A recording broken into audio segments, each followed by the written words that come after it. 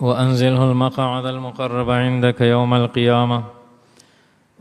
نحمده ونصلي على رسوله الكريم.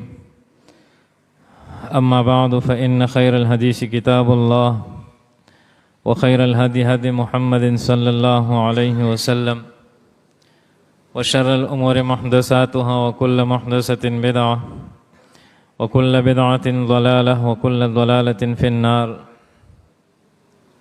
أما بعد، بسم الله الرحمن الرحيم. باب الألفة. دا باب دے په بیان دا الفت او د محبت په خپل منځ کې. د مؤمنانو په کار دا چې په خپل منځ کې یو بل سره محبتي، بغض، حسد او کینه دي نه وي.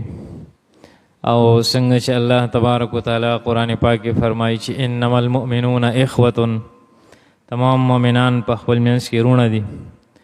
نو مؤمنان به متحد او متفق او غالب هله وي چې د دوی په خپل منځ کې یو بل سره محبتي، الفت وي، اخلاص وي، د یو بل سره یو بل دپاره قرباني کوي او د یو بل دپاره اخلاص کوي، د یو بل خپې نه وهي، بغض، حسد، کینه د یو بل سره نه ساتي. نو داسې قوم هغه به کامیاب وي. حدیث مبارک په دې باب کې امام بخاری رحمت الله علیه 3 احادیث مبارکه ذکر کوي. لومړنی حدیث مبارک د حضرت عبدالله ابن عمرو ابن العاص رضی الله عنه نه روایت ده. عن النبي صلی الله علیه و آله وسلم قال، چې دواړو جهانو سردار محبوب رسول الله مبارک صلی الله علیه و آله وسلم او فرمایل چې ان روحي المؤمنین لیلتقیان فی مسیرة یوم. د مؤمنانو ارواح دا هم د یو بل سره مینه ساتي، محبت ساتي. د مؤمنانو ارواح چې کله په آخرت کې هغه یو ځای شي نو د یو بل سره ډېر محبت ساتي. فی مسیرة یوم، او د یو بل سره ملاقات کوي او د یو بل سره مینه محبت ساتي. په دواړو په منځ کې به دومره مسافت لکه د یوې ورځې برابر. یوې ورځې برابر به د دواړو روحونو په منځ کې فاصله وي، لیکن بیا به هم دواړه ارواح د یو بل سره مینه ساتي، د یو بل سره به تعلق ساتي. څنګه چې بل حدیث مبارک کې راځي چې کله یو مؤمن بنده وفات شي نو د نورو مؤمنانو ارواح د هغه د روح ته استقبال کې ولاړ وي. او څنګه چې څوک را روان وي د بهر نه او خلک ورته په لاره کې مخې ته وځي، استقبال ته ورته وځي، نو دا ارواح د مؤمنانو خوشحاله وي چې زمونږ بل مؤمن رور هغه را روان دی، استقبال ته ورته ولاړ وي. نو په دې حدیث کې راځي چې ارواح د یو بل سره مینه ساتي.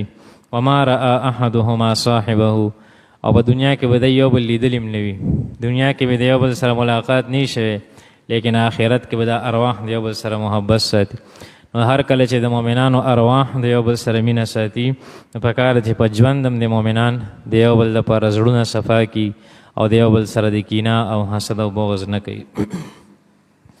بل حدیث مبارک دی 2 نمبر د حضرت ابن عباس رضی الله عنه، ابن عباس رضی الله عنهما نه روایت ده. قال النعم تکفر.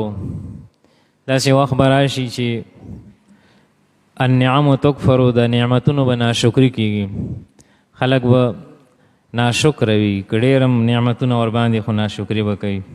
والرحم تقطع، او رشتهداري چې دی نو هغه به کټ کولی شي. د رشتو او هغه لحاظ او مینه محبت د رونو خویندو په منځ کې، د والدینو د اولاد په منځ کې، او دغه رنګې د ترونو مامګانو په منځ کې چې کوم محبت او الفت دی نو هغه به ختم شي.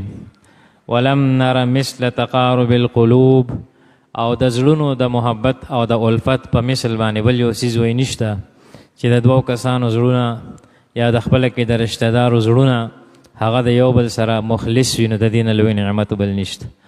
نو هغه علامات مونږ او تاسو ګورو نن چې څومره بې اتفاقي ده، بغض، حسد دی، نو ځکه برکت ختم دی، خوشحالي ختمه ده. دریم حدیث مبارک هغه فرمایي چې عن عمیر ابن اسحاق قال كنا نتحدث یا نتحدث، مونږ ته وایي دا خبر را رسېدلی ده چې ان اول ما يرفع من الناس الالفه لومبنی سیز قیامت ته نږدې چې د خلکو نه اوچتیږي. قیامت ته نږدې به مختلف سیزونه الله تعالی اوچتوي. علما به الله اوچت کی، علم به الله اوچت کی، خشوع خضوع د منځونو نه دا به ختم شي، اوچته به شي. او دغه رنګې یو وخت به داسې راځي چې هغه به آخري د قیامت هغه ساعات قرآن پاک حروف دا به اسمان ته اوچتیږي، صفا پاڼې به پاتې شي. نو په دې ټولو سیزونو کې لومبنی سیز به چې اوچتیږي نو الالفتو اول ما يرفع من الناس الالفتو لومبنی چې د خلکو نه اوچتولی شي نو هغه به الفتی محبت به وي، د یو بل سره مینه محبت هغه به اوچت شي. نو هغه مونږ او تاسو وینو چې مینه محبت نشته، اخلاص نشته او هر کس باندې بل کس هغه بد لګي.